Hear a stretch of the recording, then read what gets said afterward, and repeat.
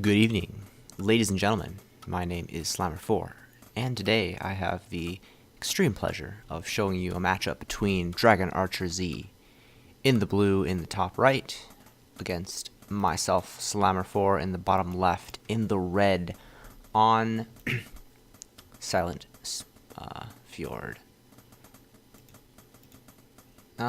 So this matchup will be a nice Beast versus Rax game. I'm actually going for a castle first versus a 1 Rax Raider expand. Pretty standard stuff. This is a map that I'm not crazy excited about castle first. This matchup I'm going for it, but I think the issue I have with it is you have to place the tower in the back, and you can only do it on a ramp that is fully blocked, by the way. You place the tower here, and then you can place a single worker here, and the raider cannot get into your main base.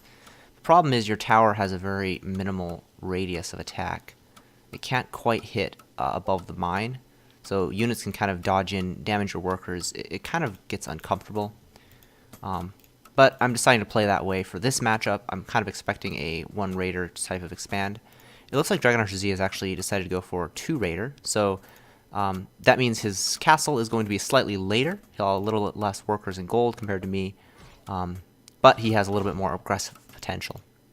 So you're going to see this raider try to dodge in. I'm trying to shuffle my workers to the left side of the mines that are still under the safety of this tower, and I'm also going to probably hold position a worker somewhere here. You can see I'm taking some damage. I'm still getting gold. If we look at the income tab, we are above him fairly significantly in income. And here comes the second raider. His castle isn't even finished at this point. And we are going to have a bit of a worker advantage as well, if I don't play terribly and cut workers like that. But if I keep up the worker production, just because of the faster castle, I'm going to have a slight advantage. And he's going to try to argue that the damage he's doing with his raiders is enough to kind of match that. Hopefully I don't lose any workers. Looks like I'm going to lose 1 because I'm bad. But that's kind of acceptable losses, really. Considering the fact that raiders is solid pressure, you know, it's kind of to be expected. We're also going to be getting our fortress. We're getting that pretty quickly, around 4-minute fortress. Because you want to get those dragons out. You either play for dragons or you play for mass wolf snake. I think dragons is basically better, Beast versus Rax. And of course, this is on an older patch. I think this is AA3, which means priests are actually a little bit better on this patch than they are in the current version of the game, through AA 3.1 or some such. But that doesn't have that huge of an effect. A lot of the interactions are pretty similar. I think Beast Wolf Snake is still not amazing at dealing with priests in general. I think priests are still quite good. I'm just trying to shark around with these wolves to find his raiders. I kind of know he has a raider on the bottom right. Unfortunately, I somehow missed this guy, but it doesn't really make a difference. So right at about 5 minutes, I'm going to be throwing down the 2 dragons lair.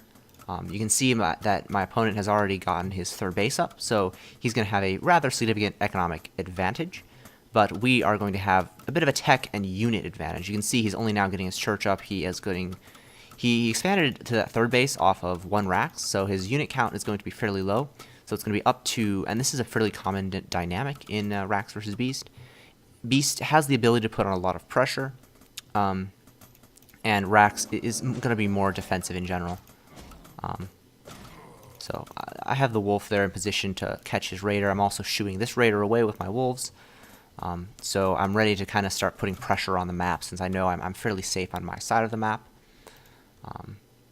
Keep an eye on that income tab for a second here just to keep track of where everyone stands gold-wise. I'm falling a little bit behind on the gold mine, and you can even see on the current he's getting significantly more because he does have that 3 base economy. Although we are fairly equal on workers, so if I can kill a couple workers and then get my own 3rd base a little bit later, we're actually kind of fine. This is kind of a lousy engagement on my part, losing looks like 1 wolf for free, but we are delaying his mining time. We're going to try to nibble on this archer. but we kind of have to get out. Now, my dragons are slowly going to be coming into the game, and once the dragons start coming in, then that's when things get, you know, pretty solid for the beast player. Really, there's kind of this balance of power that adjusts. Dragons are really, really good offensive tools. They can bounce between bases. They can do a lot of incredible damage. And wolves also have mobility, whereas Rax has the stronger beef. You know, they have the stronger straight-up army. This rate, I'm going to get my castle down fairly soon. Somehow I, again, managed to miss his raider, so that's going to be annoying later in this game. But we are going to get our castle down right around 7 minutes. Like clockwork, he gets his raider in, so good play from Dragon Archer Z there. Being active with his units, and he's going to pick up a free worker there and delay this expansion by a relatively significant amount. Usually I probably would have been more correct to keep those wolves to defend. 2 wolves would have done good damage, but on the other side of the map we're going to do some counter damage to his worker line. What I want to do is kill these workers and then retreat to the north with my wolves. It doesn't quite work, so I end up trying to skirt away to the bottom side. We lose maybe 3 to 4 wolves there, but we do pick up a couple workers, so it's pretty fine. Of course, looking at the worker count, it's 24 to 30, so my opponent is pretty happy with the amount of units he has, worker-wise, and basically really healthy economy. Of course, his saturation is a bit poor. You can see he only has like 7 workers at his natural base here, but he is fully saturated. I believe he probably has 12 to 13 on his other bases, so I guess that's just nature of the modern economy where you can have 12 workers per base. So I'm just continuing to shark around. I can't stay here for long. I'm just going to die. So I'm just going to put damage on. Every time I get shots on a stacked mineral line, you can kind of see how all these workers have been hurt. That's the nature of the dragon's AoE. So I have the ability to kind of take these fights and do damage. But in general, the Rax player is really comfortable in this position. The beast is only now getting the base, his third base down. So this is a really comfortable, if not winning position for the Rax player. The only problem is he doesn't really have the production at the moment to deal with my forces. You can even see that he doesn't really have the unit count. He's actually down on supply slightly. Now, of course, you know, he's facing dragons and wolves, which are fairly supply light. Almost gets a dragon here. But in general, though, it's a bit of a scary position for him because he only has 2 barracks. He's only now getting a 3rd barracks. He's been spending so much on replacing these workers and such spending that he hasn't completely got a full economy out. Or he hasn't really got enough units like Balliste to completely shut these dragons down, shall we say. It's going to give me the ability to pick off a couple workers here and there. Maybe 1, maybe 2 workers. Not too many, of course. And I have to get out because the Balliste and the archers are here. So here I decide to trade a little bit, try to pick off like 1 or 2 archers. I get a free priest on the left.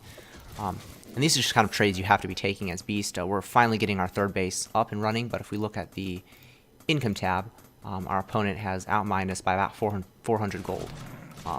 Which is pretty significant. That allows him to build a lot of units and a lot of significantly upgrades. If we look at the upgrades, he's already at +1 with +2 coming, and we only now have +1 attack on the way for our Beast units. Now, of course, Beast units are slightly cheaper than Rax units, so I can kind of afford... This is definitely not a good position for the Beast player, but it's not completely disastrous either. It's definitely playable. You just have to keep putting pressure on the Rax player. You can never let Rax breathe too much. And you can see he's slowly getting into position where he's going to be pretty safe because he's getting towers everywhere. He's still, you know, at a very solid economy. His economy hasn't really been hurt in any significant way. And his army is getting really strong. So if this army ever takes a straight-up fight, it's going to win. So I basically can't ever take a straight-up fight. And you can see I'm kind of gathering my dragons to try to dive in here and use the wolves to kind of soak damage from the tower and kill workers if I can. And here the dragons get up. Now, this is a significant part in the game that we should point out. I'm about 10 supply down, or actually I'm 10 supply up. My Dragon Archer Z decides to go for a attack with this army where he doesn't really have any units at home. And he doesn't even have towers here. Now, this army is basically completely unkillable. I'm just trying to transition to werewolves now. This transition is coming too late. Obviously, this is going to hit. So I cancel the werewolf dens, and I immediately realize that it's base trade time. Clearly, there's no way that this army is going to be stopped. He's got a ballista, he's got archers with +2. Basically, you're just not going to win that fight as the beast player. However, dragons are great at killing workers. That's really their calling in life, is to kill workers. They're really good at it. So you're going to see here that I try to just target down the ballistae as quickly as I can. I'm trying to take some fights with dragons here, just basically miscontrolling that engagement. And I'm just trying to basically kill as many workers as I can to kill his economy. Meanwhile, we're taking bases at the top right, top left, and bottom right. And the reason we're taking these bases is because we want to just keep our gold income flowing, and we want to basically just get some win conditions where it takes a long time for him to actually kill everything here. And while we're doing that, we're basically completely destroying his economy and making it impossible for him to kill us. So, significantly, Dragon Archer Z has decided to leave a couple soldiers behind, and these soldiers are going to pick off production and houses, and he's deciding to pull back with the rest of his forces to defend his bases.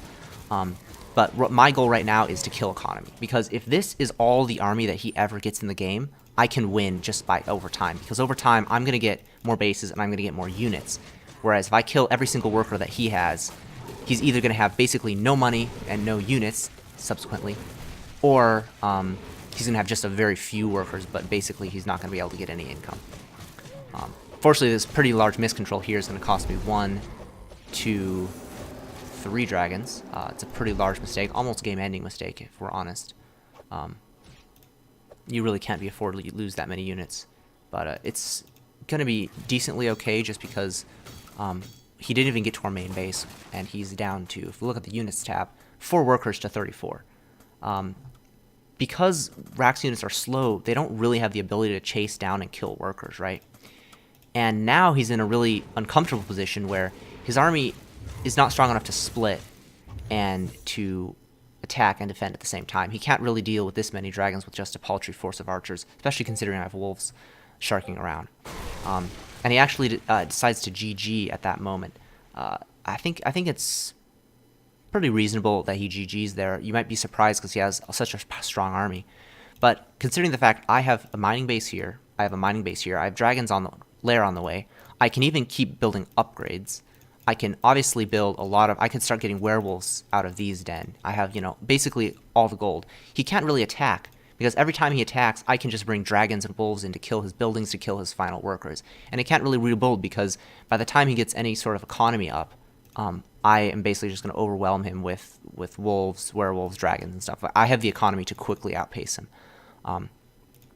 So I think this is kind of a fundamental thing that you need to learn as Beast player, is don't fight the army in the middle of the map that's going to kill you.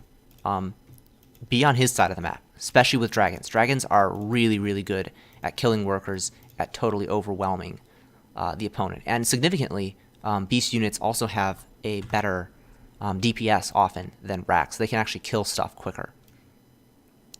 So even though we saw Dragon Archer Z had a pretty significant gold advantage at certain points in the game, by the end of the game I actually had more gold mined, and if the game had gone any longer, then we would have quickly overtaken him there. So I think that's a really interesting game to show how Beast can take on Rax even when your army is weaker, even when he has the better army, when he had the third base up way sooner. We're able to kind of come back just by using that Beast mobility, basically. Yeah, I hope you guys enjoyed that video. Hope it was informative and entertaining. And there will be more Little War Games videos coming very soon. And we will catch you later.